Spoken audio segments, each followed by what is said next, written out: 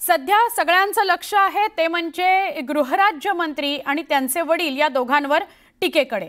तर आमदार भास्कर जाधवानी, रामदास कदम आणि योगेश कदम आणि अण्णा कदम सुद्धा या तिघांवर जोरदार हल्लाबोल केलाय। रामदास कदम हा कोकणाला लागलेला कलंक आहे अशी टीका भास्कर जाधवानी केली। मुंबईत पत्नीच्या नावाने डान्स बार चालवून निवडणुकीत कोट्यवधी रुपये वाटायचे आणि निवडून यायचं, गुन्हेगारांना शस्त्र परवाने द्यायचे, हेच त्यांच्या राजकारणाचं तंत्र आहे असा हल्लाबोल केला जाधवानी। त्यांनी पोलिसांवरही निशाणा साधला। आज पोलीस हे कायद्याचे रक्षक राहिलेले नाहीत, ते सत्ताधाऱ्यांचे दलाल झालेले आहेत अशी टीका भास्कर जाधवानी केली। यांच्या आता उलटी गिनती सुरू झाली आहे।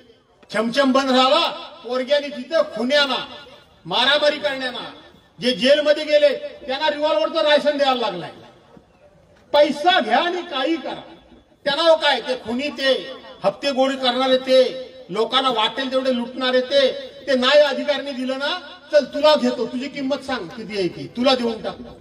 आणि मग आता म्हणायचं तसं नाही, त्याच्यावर गुन्हा नव्हता, मग बापसान म्हणायचं जो कोण आदेश देतो त्यांनी द्यायला सांगितलं। मग देवेंद्र फडणवीस तिथे बसलेले आहेत, नाही नाही नाही ते काही दिलेलं नव्हतं। अरे एका तोंडाने बोला, किती तोंड तुम्हाला? मागचं पुढचं तोंड असतं एवढं फक्त मला माहिती होतं, ही आणखीन तोंड कुठली आली तुम्हाला?